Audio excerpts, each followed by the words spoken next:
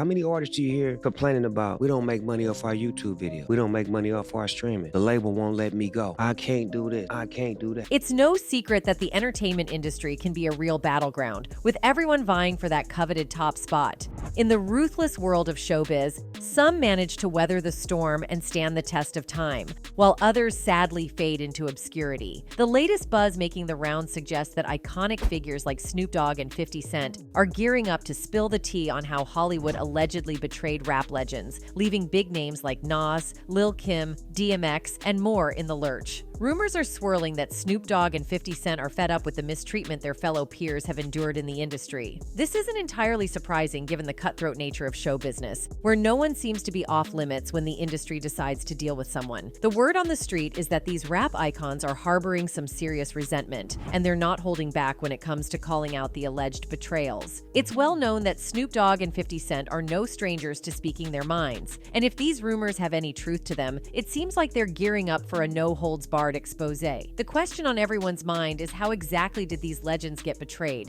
And what has triggered the anger of Snoop Dogg and 50 Cent? Let's get into it. So, in a recent chat on the All the Smoke podcast, Snoop Dogg spilled the beans on something pretty heartwarming. His and 50 Cent's undercover mission of supporting fellow rap legends who've hit a rough patch. The 52-year-old hip-hop icon got real about why he thinks it's crucial to look out for your own in the industry. According to Snoop, the whole taking care of your own thing is no joke. He emphasized the importance of setting an example, expressing how he and 50 Cent have been quietly lending a helping hand to hip-hop figures facing tough times. However, Snoop is quick to clarify that he's not one to blow his own trumpet about these charitable acts. We do it privately. I've done it many years with some of the artists that needed help, that needed physical and financial help. It's not a public thing for me. I'm not going to say I helped him. But when they did that publicly, that's what it's supposed to be, he shared. For Snoop, the low-key nature of these good deeds is all part of the game.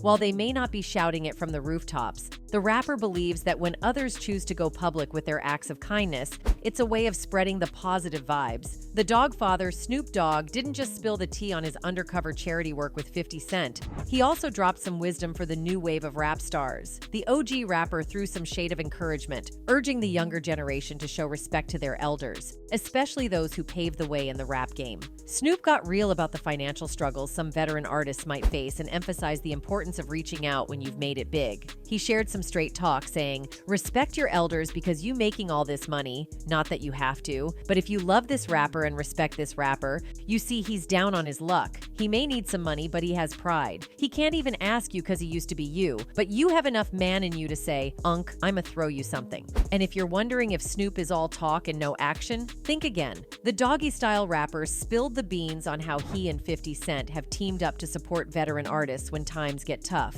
He laid it out casually saying, "There's been many times where me and 50 Cent together have called some of our OGs and put bags on him. An OG like, oh man, nah, we ain't trying to hear that SHT. We know you need it. Here, N." It seems like Snoop and 50 Cent are not just talking the talk, but walking the walk when it comes to supporting their fellow artists in need. While Snoop and 50 Cent haven't directly dropped names, there have been subtle hints about the rappers they've been supporting. Let's dig into who some of these artists might be. Imagine smoking weed in the street without cops harassing. Imagine going to court with no trap. First of the list is Nas, the legendary rapper who's not just spitting bars but also dealing with some real-life financial twists. Now, Nas, often hailed as one of the greatest in the game, made waves with his iconic debut album, Illmatic, which basically set the blueprint for greatness in hip-hop. But, and it's a big but, the IRS doesn't really care about your rap accolades, they just want their cash. Back in September 2009, they hit Nas with a federal tax lien of over $2.5 million, coming after unpaid taxes dating all the way back to 2006. Fast forward to early 2011, and that figure skyrocketed to a jaw-dropping $6.4 million.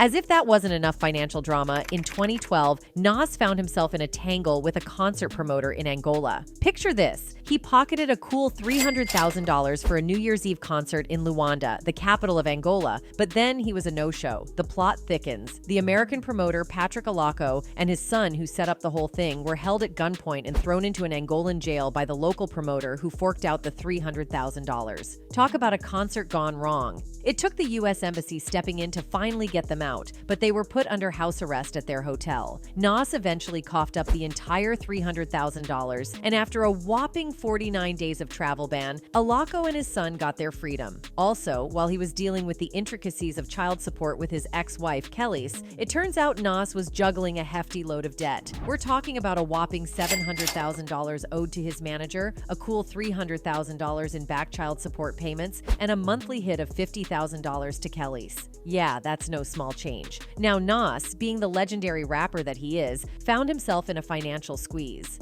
The money he was ordered to shell out monthly was not exactly lining up with what he had stashed away. And if you thought that was the end of the financial storm, think again. Enter the repo man. Nas's house got snatched up by the bank after he couldn't keep up with the payments on a $400,000 loan. I come from Bed-Stuy, as you can see the two of they gon' die. Gotta keep the Next up is Lil Kim. Now here's a cautionary tale for you. Lil Kim learned the hard way that when it comes to taxes, you can't dodge the IRS. In 2018, the rap queen found herself in a tight spot, owing the tax man over a cool $1 million in back taxes. Fast forward to more recent times, and Lil Kim's money troubles seem to have done a little encore. Reports surfaced that the IRS dropped a massive lien on her, claiming she owed a hefty sum of almost $60,000 in back taxes. And get this, it's all linked to a 2005 tax bill. The IRS wasn't messing around, filing the federal tax lien against Lil Kim's Alpine, New Jersey mansion. According to the court documents spilled to the blast, the tax man means business. The document accuses Lil Kim of owing a precise $58,227, and they're eyeing her swanky mansion as collateral. If she doesn't cough up the cash quick, the IRS is throwing out warnings about seizing her property and assets. Now here's the kicker. All this financial drama unfolded just months after Lil Kim bid farewell to her Chapter 13 bankruptcy. Last year, she sought protection from creditors, listing assets worth $2 million plus and liabilities totaling a whopping $4 million plus. Among her assets were a $2.3 million New Jersey home, a 2000 Mercedes-Benz, a 2005 Bentley Continental GT, and a collection of other valuables. Her debts included a whopping $2 million hanging over her New Jersey home, a hefty $1 million plus owed to the IRS for unpaid taxes spanning from 2004 to 2017, an eye-watering $350,000 plus owed to New Jersey for state taxes covering the same period, and to top it off, $186K in unpaid legal bills. Yeah, that's a hefty stack of bills. But here's where the plot thickens. In the bankruptcy reveal, it came to light that Lil Kim had to turn to none other than her friend Missy Elliott for a financial boost. She reportedly borrowed $25,000 to navigate through the storm. Now, fast forward to the courtroom drama. In July, Lil Kim made a move to dismiss the bankruptcy case, laying it all out on the table. The rapper spilled the tea, sharing that the sole purpose of filing for bankruptcy was to rescue her home from the jaws of foreclosure. The silver lining? She managed to whip her finances into shape and save her crib with a loan modification. Lil Kim confidently declared that she no longer needed the bankruptcy as a financial safety net. And guess what? The judge gave the green light, granting her motion, and just like that, the bankruptcy chapter was closed. Wait for you to get it on your own. X gon' deliver to you. Knock, knock, open up. Now let's take a stroll through the highs and lows of DMX's financial journey, a tale that involves a few legal hiccups, attempts at bankruptcy, and a run-in with Uncle Sam that he probably wished he could rewind. So, DMX, rest his soul, the rap legend who left an indelible mark on the game, faced some serious financial twists despite his long and successful career. The man, known for his gritty rhymes and undeniable talent, found himself attempting to file for bankruptcy not once, not twice, but thrice. Yes, you heard that right, 3 separate times. The claim? He insisted he was running on empty, with virtually no money and minimal assets. But here's where the plot thickens. In July 2017, DMX got hit with a jaw-dropping 14 counts of tax fraud. Why? Well, it turns out he forgot to file his income taxes for the years 2010 to 2015, a period where he raked in over $2 million. And you know how Uncle Sam feels about his share. DMX, despite his legendary status, couldn't escape the taxman's gaze. The consequence? A 1-year prison sentence for tax evasion and a hefty bill of $2.29 million in restitution. And that's not the only brush with the law for DMX. Brace yourself for a laundry list of offenses. More than 30 times behind bars for a variety of charges, including criminal possession of a weapon, robbery, A-ing, carjacking, animal cruelty, reckless driving, driving under the influence, unlicensed driving, possession, probation violation, failure to pay child support, pretending to be a federal agent, and yes, you guessed it, tax evasion. DMX was also the father of a whopping 17 children, spread across 11 different women. Yeah, you read that right. DMX had a legacy that extended far beyond the beats and rhymes. He tied the knot with his childhood friend Tashara Simmons back in 1999. The union lasted for 11 years, and in that time, they welcomed 4 children into the world: Xavier, Tacoma, Sean, and Praise Mary Ella. However, after DMX's first of 3 incarcerations in 2010, Tashara announced their separation. Despite parting ways, they remained friends. But in 2016, things took a legal turn when Tashara accused DMX of missing his hefty $10,000 month child support payment. And that's just one chapter. DMX's fatherhood saga continued with a daughter named Sasha, born in 2002, with Patricia Trejo. This led to a legal tussle in 2012 when Trejo sued DMX for a whopping $1 million in unpaid child support. The case eventually found its resolution in 2013. Monique Wayne, a Maryland resident, also entered the scene, claiming that DMX was the father of her son, born in 2004. The legal drama unfolded, involving defamation charges and child support battles. Genetic testing eventually confirmed DMX's paternity, leading to a court order in January 2008 for him to pay Wayne $1.5 million, although the judgment was later vacated in May 2008. And there's more. DMX fathered a son and a daughter with Yadira Borrego. As of his passing, the son was 11 years old, while the daughter's age remained unknown to the public. But the family tree doesn't stop growing. In 2016, DMX welcomed his 15th child with his fiancée, Desiree Lindstrom. Then, on December 5, 2019, his 16th and 17th children, twin boys, arrived, born to Pebbles Junell. Now here's where things get complicated. DMX left this world without leaving a will, sparking legal battles in probate courts posthumously. The man who poured his soul into his music, unfortunately, left a complex legacy in the realm of family matters. I represent the S-O-S-O-D-E-F-M-O-B. That's me, J-D, Brett, J-E. Next up is Shad Moss, better known as Lil Bow Wow during his teen rap days. Now, this guy didn't just drop a few beats, he made some serious waves with hits like Bounce With Me, and ventured into acting with roles in flicks like Johnson Family Vacation and Like Mike. However, when it comes to his financial journey, let's just say it's been a bit of a roller coaster. In the late 2000s, Bow Wow found himself in a bit of a pickle, falling behind on those luxury car payments. But the real spotlight on his money matters came in 2012 when a court threw down the order: $3,000 a month in child support. Fast forward to October 2nd, 2012. Bow Wow pulled back the curtain and dropped a financial bombshell. He spilled the beans, claiming he was flat broke and raking in a mere $4,000 a month, and that he had only a grand total of $1,500 sitting in his checking account. The Bow Wow money saga took a turn for the meme-worthy in 2017. Here's the scoop. He got caught flying commercial after flexing about private jet life online. Enter the hashtag Bow Wow Challenge, and the internet had a field day. So, the day after the world collectively raised an eyebrow at his financial confessions, Bow Wow made a strategic move. He signed up to be one of the fresh faces, one of the 4 new co-hosts on BET's iconic 106 and Park. It was like a career pivot, a move that had everyone talking. And you know Bow Wow, he's got a way with words, and he had something to say about it. Look, I'm a smart guy. Very smart. Everything I do, there's a method to the madness. The things I do for a reason. And the things I don't do, well, there's a reason for that too. As far as I'm concerned, I'm comfortable, very comfortable. It's all about the work for me. Now, rumors, those are just people's opinions. Until you catch me on a street corner with a cardboard sign saying I'll tap dance for food, or maybe canned goods, then you can talk about me being broke. Fast forward to February 2nd, 2019, things took a bit of a dramatic turn. Bow Wow found himself in a bit of hot water in Atlanta, Georgia, facing a battery charge after a heated altercation with a woman. Both parties ended up with minor injuries, and the aggressor wasn't crystal clear, so they both got slapped with charges. Off they went to the Fulton County Jail, but Bow Wow didn't stay there for long. He made a swift exit after coughing up an $8,000 signature bond. Touch this.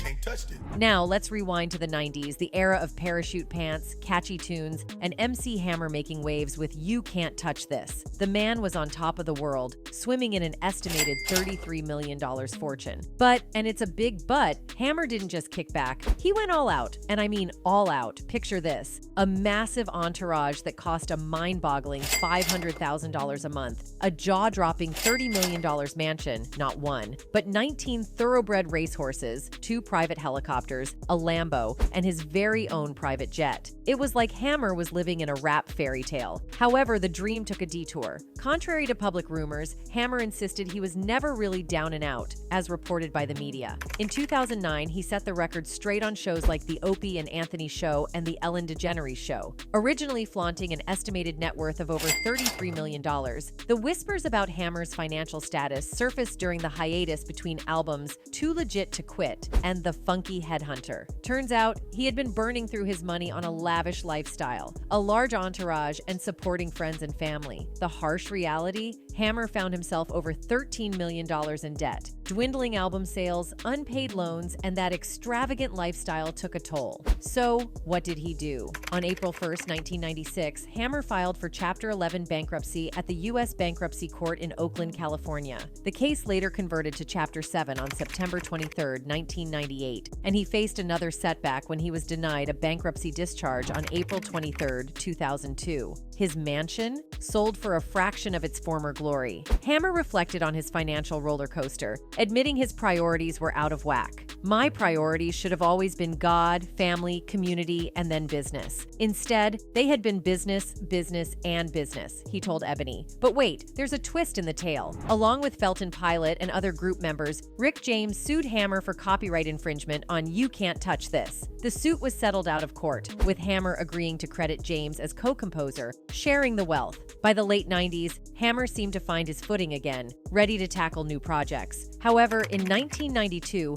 the rap sensation found himself in a copyright infringement tangle with Christian recording artist Kevin Christian from Dallas. Kevin filed a hefty $16 million lawsuit against Hammer, claiming that Here Comes the Hammer was, in essence, a tune he had already cooked up called Oh Oh You Got the Shing. Hammer, in depositions and court documents, admitted that the inspiration for his song indeed came from Kevin Christian. The legal dance unfolded, fueled by witness testimonies from both entourages, compelling evidence, even photos got thrown into the mix, and the undeniable fact that Hammer had taken a page from Kevin's musical playbook. The legal tussle eventually led to a settlement with Capitol Records in 1994, but the terms of this agreement remained locked away in secrecy. The following year, Hammer reached a settlement with Kevin Christian himself, putting the copyright controversy to rest. Now, fast forward to 1997, Hammer, now back to MC and on the brink of beginning his ministry, became the star of an episode on The Oprah Winfrey Show and the VH1 series Behind the Music. Here, the man himself, Stanley Burrell, spilled the beans on his financial journey. He openly admitted that he had pretty much used up the lion's share of his fortune, which at that point was over $20 million. The key takeaway? Money, according to Hammer, didn't guarantee peace if priorities were off kilter. It was a candid revelation about the pitfalls of fame and fortune. And the bankruptcy question? Well, that became the ever-present elephant in the room during Hammer's numerous interviews on radio stations and television channels throughout the years. It seemed like wherever he went, the bankruptcy inquiry tagged along, a constant reminder of the financial roller coaster he had ridden. Then, on November 21st, 2011, the U.S. government took Hammer to court, filing a lawsuit in federal district court in California to nail down a judgment on his unpaid taxes for the years 1996 and 1997. The figure in question? A staggering $750,000 in back taxes from earnings spanning those 2 years. Now, these were believed to be some of Hammer's darkest financial times. Word of this legal showdown hit the headlines in December 2011, thrusting Hammer back into the spotlight. Amid the public and media poking fun at his financial plight, Hammer took to Twitter to set the record straight. In a tweet from his account, he assured fans and naysayers that he had indeed settled his debt with the IRS. The tweet read, $700K, don't get too excited. I paid them already and kept my receipt, stamped by a U.S. federal judge. However, However, the district court didn't dance to Hammer's tune. They ruled against him. Undeterred, he appealed the decision. But on December 17, 2015, the United States Court of Appeals for the Ninth Circuit wasn't swayed by his argument. They rejected his claim that because the government hadn't listed those taxes in the proof of claim filed with the bankruptcy court, they shouldn't be able to collect. Now, fast forward to a 2017 episode of the Reelz TV series Broke and Famous. It spills the beans on the eventual resolution of this tax turmoil. According to the show, the situation got sorted out. And as of the making of that episode, Hammer was reportedly sitting on a net worth of $1.5 million. Woo, that was a wild ride. And here's the takeaway, folks. This whole fiasco is a stark reminder to always pay your taxes, no matter how small, to avoid a financial bind down the road. It's a lesson learned the hard way by some celebrities, and their tale serves as a cautionary note. So, what's your take on all of this? Do you know of other celebs you think might be wading in similar waters? Drop your thoughts in the comments and we'll catch you in the next video.